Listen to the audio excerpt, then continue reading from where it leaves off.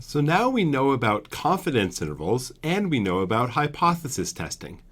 In this lecture, we're going to consider the connection between them. Now, at first it seems like there really isn't much of a connection because their purpose is pretty different. Hypothesis testing is when we want a yes or no, whether we can reject the null hypothesis that a certain quantity equals a certain value, or we can't reject it. Confidence intervals are about what's a range of plausible values for the quantity. So they're kind of different.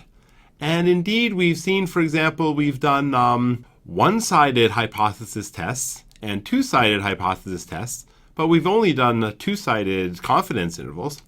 And also in the next week's lectures, we're going to see that when we have two samples, things get even more complicated and the relationship is even less clear.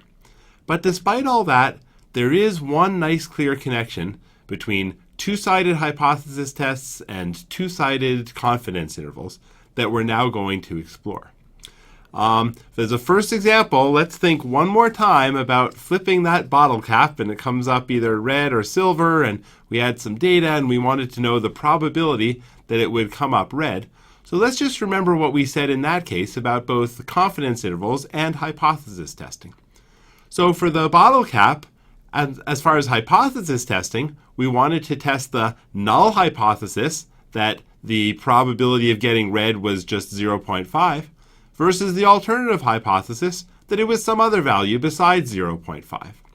How did we test that? Well, we first recorded our observations, which said we had 1,000 flips and our estimated fraction of the time we got red was 0.576.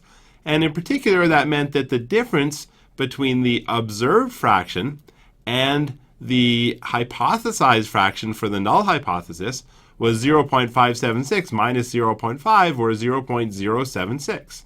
And then we want to know, is that value so large that we can reject the null hypothesis? Well, we said that we would reject the null hypothesis because we computed the p-value, and we said the probability that under the null hypothesis, h0, that you would observe such a big difference between the observed fraction of reds and the hypothesized fraction of reds was, well, we reconverted it to say it's approximately the same by the central limit theorem as the probability that a standard normal is bigger than some value, in this case 4.81. And we computed that that was an extremely small probability, about 1 chance in 650,000, which was much less than a typical significance level like 0.05. So we rejected the null hypothesis.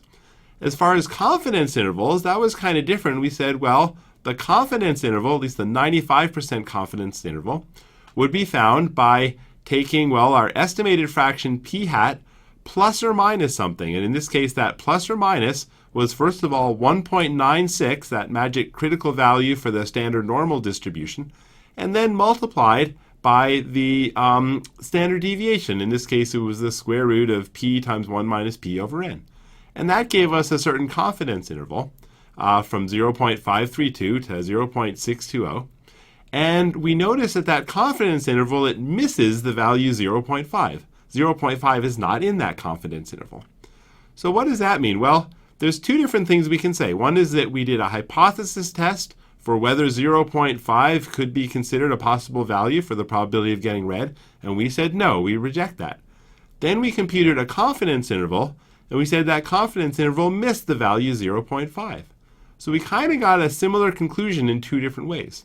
Is this just a coincidence? Well, the answer is no. We're going to see that this equivalence happens a lot more generally. For a second example, let's remember that human body temperatures data.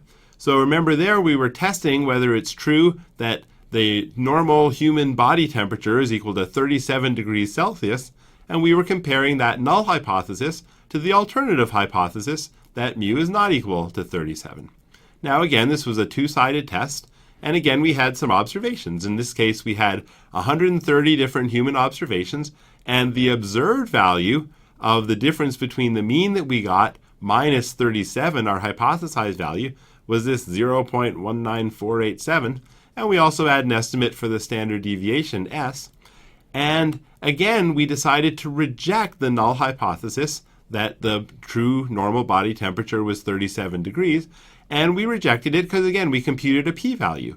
In this case, we're saying, what is the probability that the observed value of x bar would differ from the hypothesized value, in this case 37 degrees, by as much as it did in our own observations? And we said, well, in this case, remember when we rewrote and divided things, we converted it to something involving a t-distribution with 129 different degrees of freedom. And we said it works out to be the same as the probability that that is bigger than 5.455. And again, we computed that was extremely small. That was like 1 chance in 4 million, which was much less than a typical significance level like 0.05. So we rejected that and we said, no, the normal human body temperature is not equal to 37 degrees Celsius. We also could compute a confidence interval in that case. And in this case, it's a confidence interval for a mean, and we know how to do that. It's our observed mean plus or minus a certain value, which, well, for the normal, it was 1.96. In this case, because it's a t-distribution, it's a little bit larger. It's 1.979. And again, times the square root of the observed standard deviation squared divided by n. And that works out to a certain interval shown here, which, again, misses the value 37 degrees. So again, we can say that in this case, we could either consider 37 degrees to be a null hypothesis and we reject it, or we could say, let's look at the confidence interval, and the confidence interval misses 37 degrees. Again, is that a coincidence? Well, no. So now let's talk about the more general theory and be a little bit more abstract or general for a minute here. And so we can say, well, in general, if we had some hypothesis test, and let's do it for means, although it's pretty similar for proportions, we'd say, well, we're testing, say, a two-sided test. We're testing that it equals some value mu naught, whether it's 0.5 or whether it's 37 degrees or whatever, compared to the alternative that is not equal.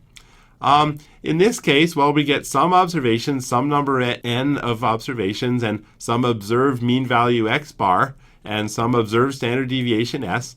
And we'd also get the difference, I'll call it d for now for clarity. So d is the difference between the observed mean compared to the hypothesized mean according to the null hypothesis. So then we're going to reject the null hypothesis, H0, if the probability that the sample mean x bar would differ from the hypothesized value mu 0 by more than the value d, more than the difference that we got. We'll reject it if that probability is less than or equal to alpha, whatever our significance level alpha is. Alpha might be equal to 0.05, let's say. And, well, we know that's the same as looking at, once we divide and so on, the probability that this difference divided by the square root of s squared over n is bigger than or equal to the corresponding value for what we observed. And then we say, well, that quantity on the left is approximately a t-distribution with n minus 1 degrees of freedom. And we want to know whether the probability that that is bigger than this value, d over square root of s squared over n, whether that probability is less than or equal to alpha. So that's the rule for rejecting according to the null hypothesis. Another way to think about it, which will make the connection to confidence intervals more clear, is to say, well, this will only happen if that amount of difference that we're saying is the probability that t is bigger than or equal to that in absolute value is less than or equal to alpha, if that difference is bigger than or equal to a critical value. So I'm going to write capital T now for a critical value, and this is the critical value which says that a t-distribution with n minus 1 degrees of freedom in absolute value, the probability is bigger than or equal to that critical value is equal to alpha. So this is a critical value, and again, that's the thing that played the role of like 1.96 or whatever in our previous calculations. And you can think of it as saying, well, this is the value where we'd be right on the edge of rejecting the null hypothesis or not. If the observed difference is more than this critical value, then we'll reject it. If the observed difference is less than this critical value, then we won't reject it. But on the other hand, if we consider confidence intervals, well, a 1 minus alpha confidence interval, so if alpha is 0.05, that's a 95% confidence interval.